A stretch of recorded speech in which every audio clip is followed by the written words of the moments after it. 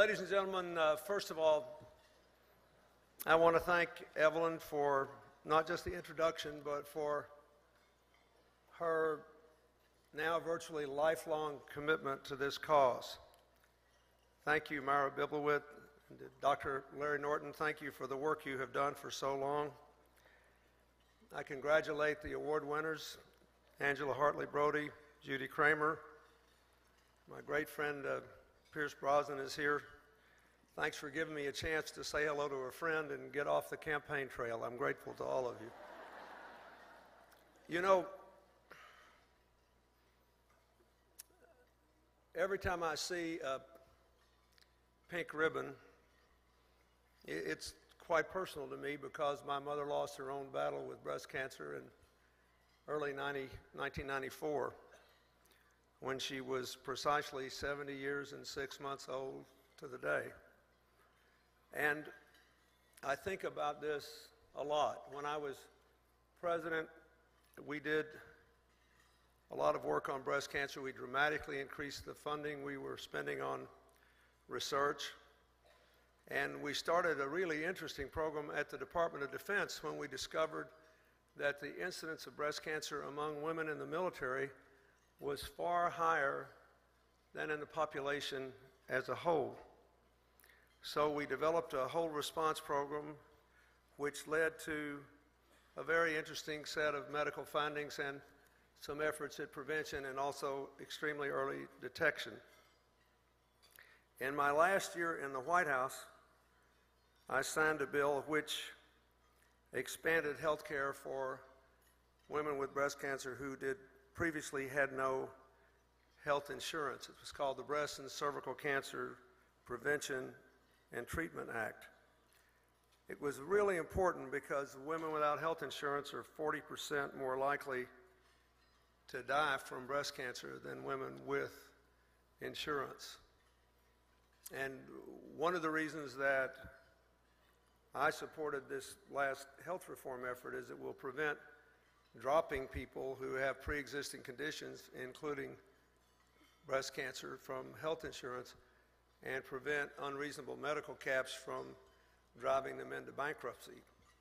In the last decade, at least before the financial problems we had beginning in 2008, medical bills were the primary cause of personal bankruptcy filings in more than 70% of the cases. And if it involves cancer of any kind, it's likely to be a life or death decision if people lose critical steps in their treatment.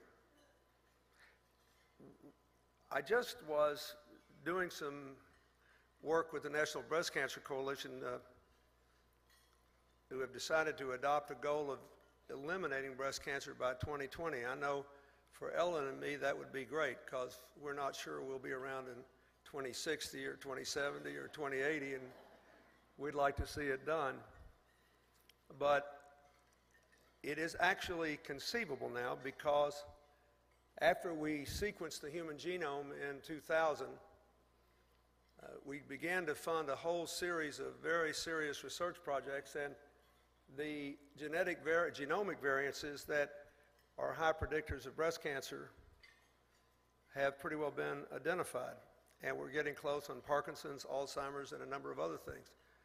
I dream of a day when every young mother can come home from a hospital with a newborn baby that actually has a gene card which says, here are your child's vulnerabilities, and this is what you can do to minimize the likelihood of premature death, not just from breast cancer, but from a whole list of things.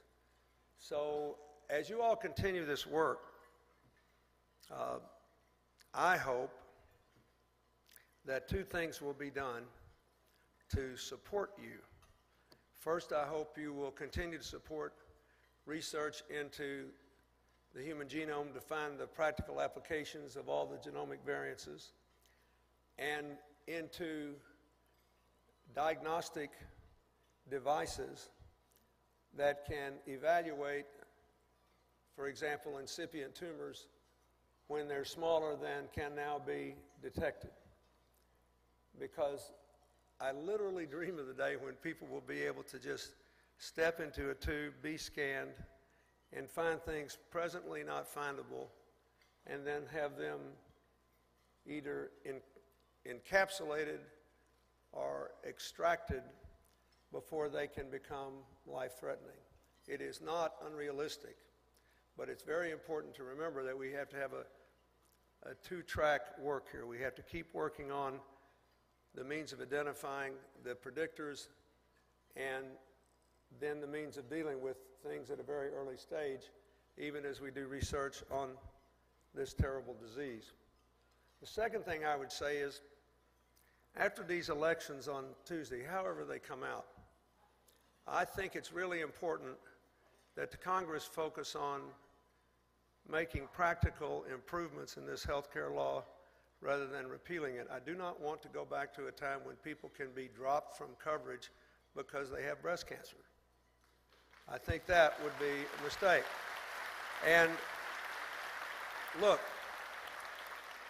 there are a number of real serious practical problems with the law as it is because it's too complicated. Nobody could have foreseen all the variances that exist in every part of America. But for example, New York hospitals will be benefited because legal immigrants can now afford to have health insurance with the tax credits involved if the bill stays as it is on that score. But we still have a lot of undocumented people in New York, and if a child comes in with a form of childhood cancer or falls off a bike and gets hit by a car with a broken leg, the hospitals are going to treat them, and now they will not get a disproportionate share payment to cover that cost.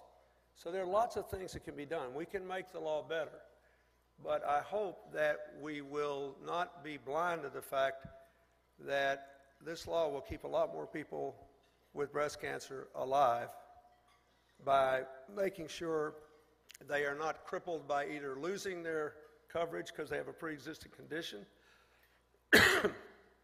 or limiting their treatment because of lifetime limits in the policy. So if we keep doing those things and you keep doing what you're doing, I think a cure by 2020 is not unrealistic. And when it happens, a lot of you can take credit for it, none more than Evelyn Lauder.